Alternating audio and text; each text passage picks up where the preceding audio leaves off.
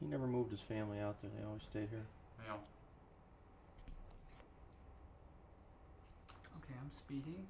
Okay. You're all set, Lou. Just try to stay where you are. Yeah, I will not move. Beware of the tripod light.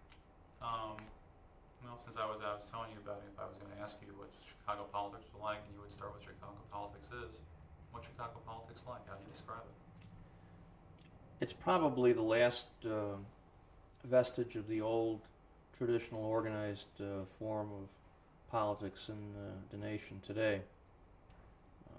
Clearly, in big cities in the 19th century and the early part of the 20th century, there were tightly controlled political machines, for lack of a better word, which relied to a great extent on patronage and jobs to fuel the success of the political machinery. Most of those jobs are gone now. But here in Chicago, there still is a last vestige of that type of precinct-oriented, ward-oriented organization politics. What is it about Chicago? I mean, Can we break this for a second? Steve, we never check level. yeah, when you get speed. Speeding. Okay, that was fine. What is it about Chicago that makes it different? I mean, why here for that? Why here for being the last vestige? Is there something about people's interest, or is it politicians? Chicago has always been a very political town, and the newspapers in Chicago traditionally have given a lot of attention to Chicago politics, whereas in New York, if you read the New York Times, you won't see very much about New York politics or government. The focus is on international affairs or national affairs. But then too, I'm convinced that much of the reason why Chicago still does have a remnant, if you will, of a political organization is the fact that Richard J. Daley dominated the scene here in Chicago as both the mayor and the head of the party for a considerable period of time, from 1953 when he became party chairman, and then in 1955 when he was elected mayor, until 1976 when he died. And so in a lot of other cities we're going through those changes that resulted in the collapse of the political organization or the abandonment of the political organization. Richard J. Daley still held that together up until the middle 1970s, and then of course part of that continued on and survives until today. What did the machine, the organization, depend on? You know, and say is the machine. It depended on You'd start off with saying the machine or the organization depended on. the organization, or the machine as the critics would refer to it, depended on a highly organized type of administration that basically rewarded precinct workers who developed loyalty from the voter and delivered votes on election day with patronage jobs. Of course, that was expanded a great deal during the Depression when charity, to a very great extent, coal for the stove and turkey on Thanksgiving or holidays also became part of the political currency. And although there are those who would criticize that as being a callous way of exploiting people's hardships, as a matter of fact, I could argue that indeed it did fill a void during those years, and that in many instances those politicians who may have, at least in part, been motivated by selfish interests, still accomplished a great deal of good. Now, the city jobs, the stuff that the old organization depended on, that doesn't exist anymore. No, as a result of a federal decision, the existence of patronage politics for all intents and purposes has been wiped out.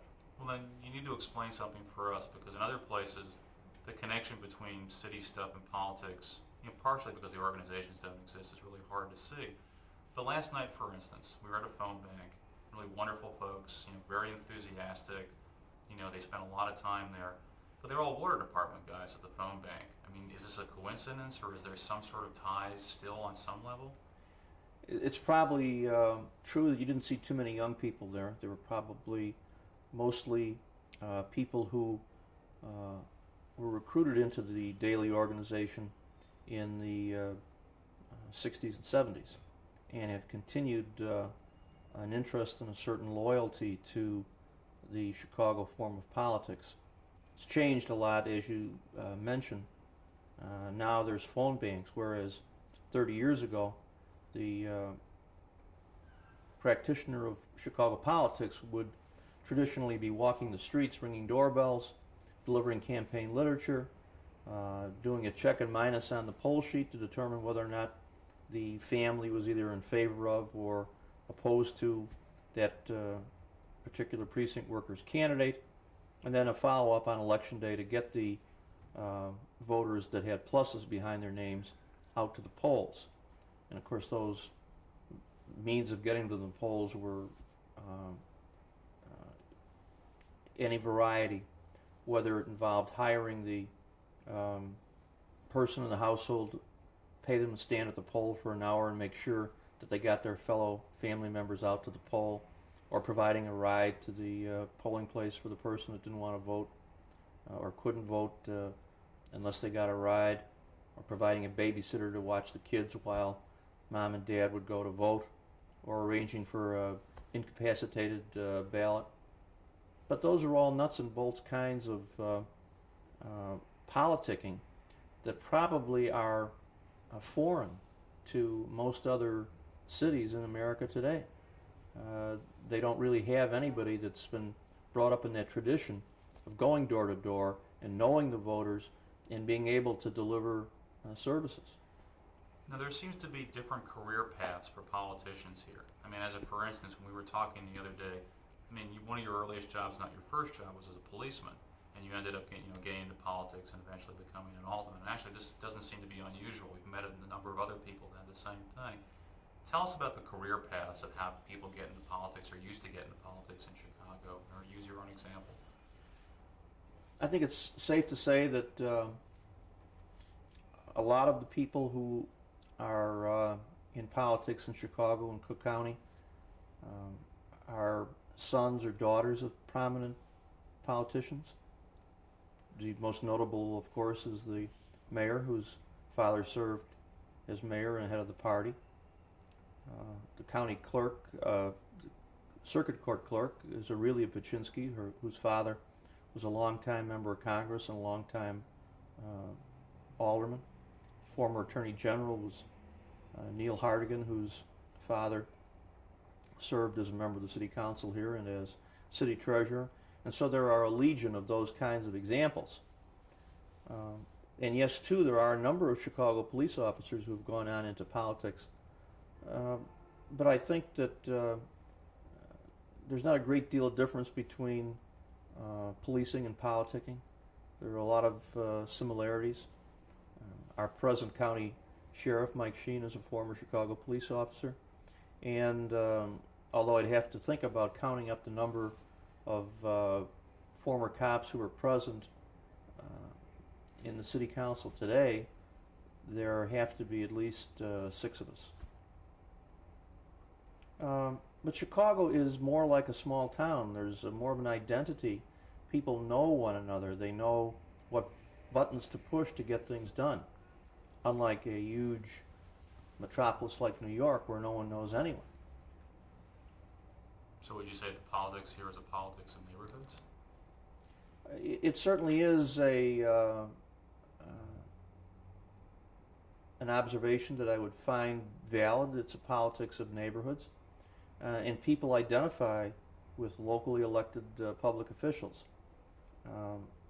They may not be able to name their congressman or state senator or state representative, but they certainly can tell you who their alderman is. Now, the city's gone through a lot of changes. Let's go deal with the political changes first. I mean, if I come to Chicago, a decade ago, the city looked like it was going in one direction politically. You had a mayor, who was building up a lot of power. You had a very, very active black community, and it looked like Chicago politics was going to go in that direction in terms of a dominant coalition. Now 10 years later, things seem to have totally changed. There's a different coalition, which not only seems like it's going to win easily, but there doesn't seem to be any reason to think that it's going to be defeated any time real soon. Can you describe to us what happened and how that happened? Simply put, Harold Washington died and there was no one of his stature to take his place. That's a simple answer. It's obviously much more complicated, but it's true that it appears now that the emerging coalition will be between the Hispanic and the white, and if that coalition remains together, it's highly unlikely that a black politician will emerge to be elected to the mayor's office or any other prominent local office. Why is that coalition being so successful? Part of it is because the present mayor has nurtured that relationship, and there's a growing understanding that that's the wave of the future. And part of it can't be ruled out, and that I think is the similarity between the Hispanic family and religious orientation, along with the old middle-class white ethnic family and religious orientation. Can you explain that similarity? The growing Mexican-American population in Chicago is very similar to the immigrant population that came from Europe to Chicago many years ago, in that they share a Catholic religion, and they have a tight family structure where there is a father figure and a desire for upward mobility, whereas it appears that those kinds of things are lacking in the black community, and the tremendous poverty and hopelessness that has unfortunately afflicted vast areas of the African American population in Chicago has resulted in a lack of organization, a lack of unity, a lack of desire to forge that kind of a political coalition. And it's not an easy one. It takes timing and hard work, and there is no unity in that community. So is the key here partially is Catholicism, that the Catholic immigrant experience is similar? I think there are sociologists that are now looking at that as part of a answer to the question you pose. It does seem to make some sense. How about your own district? How is your district changing, or how has it changed over time? It's changed from... Start by saying my district has changed. Well, the area I represent has changed dramatically from being an all-white ethnic kind of community to being about 30% Hispanic. By ethnic, I mean Polish, Slovak, Irish, etc. It's probably condescending to not include Mexican Americans or Hispanics in that category ethnics, because they, in truth and in fact, are an ethnic division. It's just that the common parlance, the common descriptive terms have generally lumped ethnics into a category which is assumed to be all Caucasian. So as a politician representing people, how has this change affected you? Well, I'm aware of the fact that in politics it's a game of addition and multiplication, not a game of division and subtraction. And the key to politics is putting people together and adding up votes. As the learned philosopher Edmund Burke once observed, in politics there are no permanent enemies, no permanent friends, only permanent interests. And the interests of most politicians involve getting elected and forming coalitions that can continue to hold power. And if indeed we are going to be able to form coalitions to hold power, we're going to have to form coalitions with willing groups that are on the same wavelength as we are. And as a necessity, given, of course, the huge division between the Democratic Party on the one hand, the blacks, and the other hand, the whites, and the lack of a willingness on the part of a lot of those blacks to cooperate with the whites, I think that the white politicians were driven to coalescing and unifying with the Hispanics. So with the influx of Hispanics and Mexicans in your district, how has that affected your political style, what you have to do as a political representative? Well, I've tried to be more culturally aware of of the Mexican Americans' needs and requirements, and I'm trying to learn some Spanish. I'm trying to, if you will, address the needs of those new residents. And they're no different than what the needs and the requirements of the rest of us are. They want a safe neighborhood, they want clean streets, they want responsible city services, they want good schools, they want an opportunity to bootstrap themselves up in society just as the waves of immigrants did 60, 70, and 80 years ago. So how's your Spanish? Es muy importante hablar español con mis amigos, pero es muy difícil también. And when you speak Spanish to your constituents, how do they react? They enjoy it. They love to see that somebody is trying to be open and take that one step toward them to understand their needs and to try and be aware of their cultural identity. And I enjoy it. It makes me feel good. Okay. One last question, then I want to walk us over to the pictures. You know, a large part of your district. Incidentally, my Spanish is not very good, as you can see. At least you're trying. A large part. Yo attempto. A large number of your constituents have moved out of the city. I mean, we were driving around Englewood, you know, between 55th and 63rd. You know, obviously the community has changed a lot. What has that meant in terms of change in politics? I mean, having so many people just move completely out of the city. I mean, what's the consequences of politics? Well, first of all, the population of Chicago has dropped dramatically over the last several years, and the population of the suburbs has gone up dramatically. And it has resulted in a shift of power in the state capital from the city to the suburbs. And now state politics is dominated by the suburban area as opposed to being dominated by the city as it was for so many years. So that's going to change the results. And you can see what happened here in Illinois in the last election. The Republicans swept every statewide office and gained control of both the Illinois Senate and the Illinois House of Representatives for the first time in memory.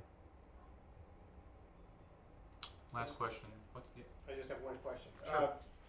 Well, we've been going all over the country, and people always say, well, our politics is tough, but it's nothing like Chicago. I mean, Chicago just has this reputation for sort of being the PhD of political strategy. I mean, why is that? Why? It's not just that everybody's into politics. It's just it's also rough and tough and sort of take no prisoners.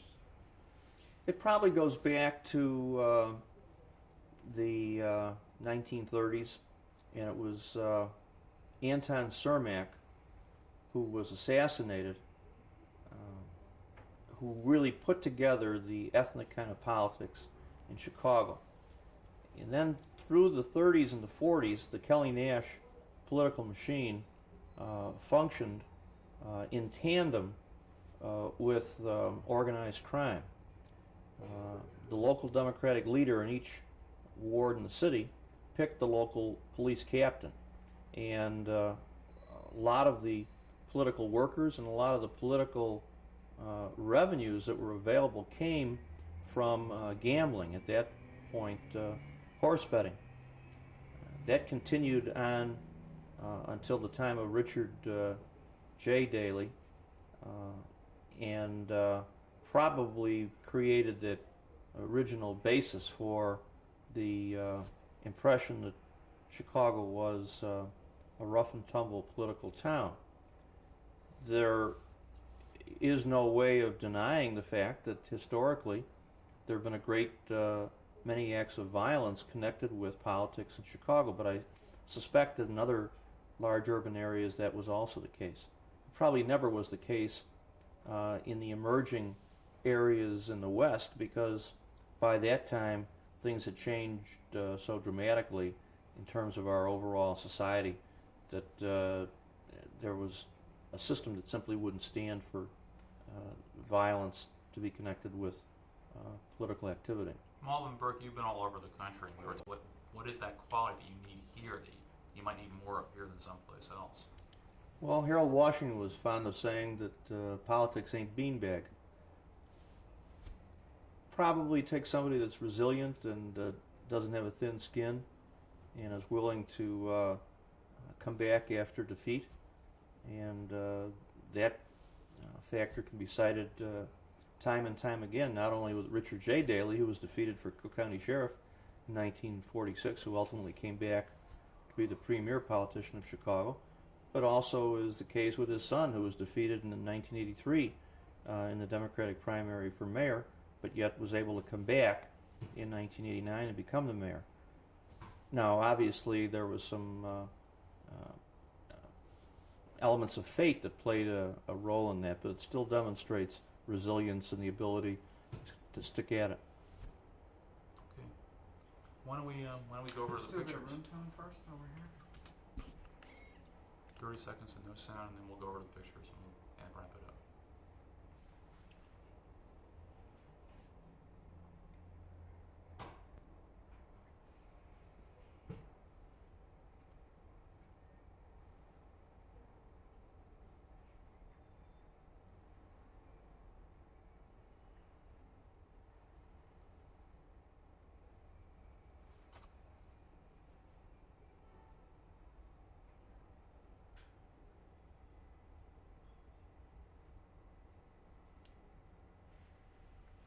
And room tone.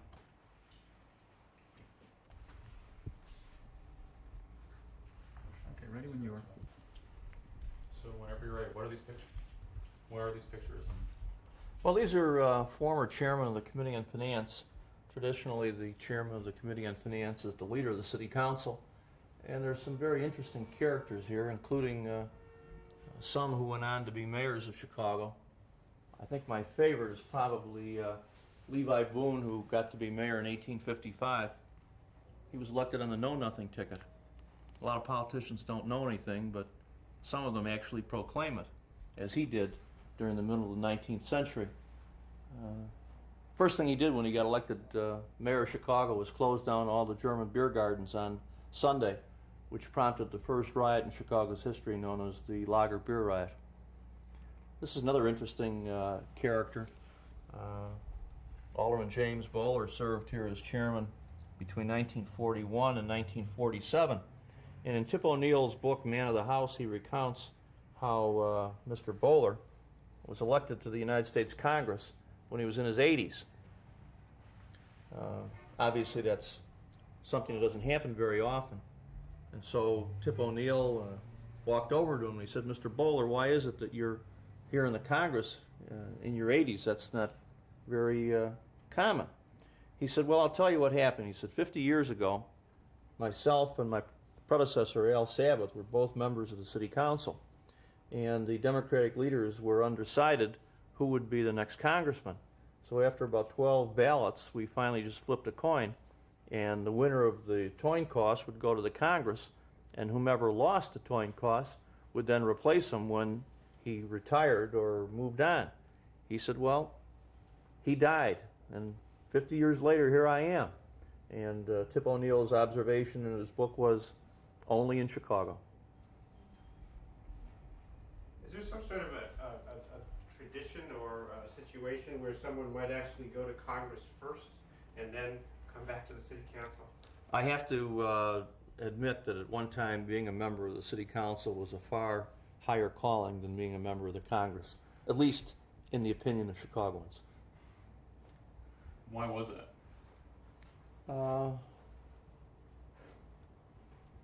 To say it was strictly for corrupt reasons would probably be unfair, but I think a lot of Chicagoans simply didn't want to leave Chicago. They like it too much here. Are the who's the power in the wards? I forgot to ask you this before. Now and then, with alderman, ward committeeman. At one time, the Democratic Ward Committeeman was the principal power in the local ward. That's changed a great deal, again, with the loss of patronage and with the rooting out of gambling and corruption. The Democratic Committeeman becomes increasingly irrelevant. It's more often the case, however, that whomever the committeeman is also is the alderman, or vice versa. So generally speaking, if you're the alderman, you're also the Democratic committeeman. There are exceptions to that, but ordinarily that's the case.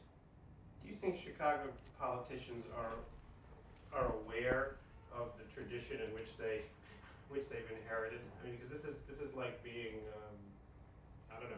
It just has a rich amount of history and tradition. The whole country knows about it.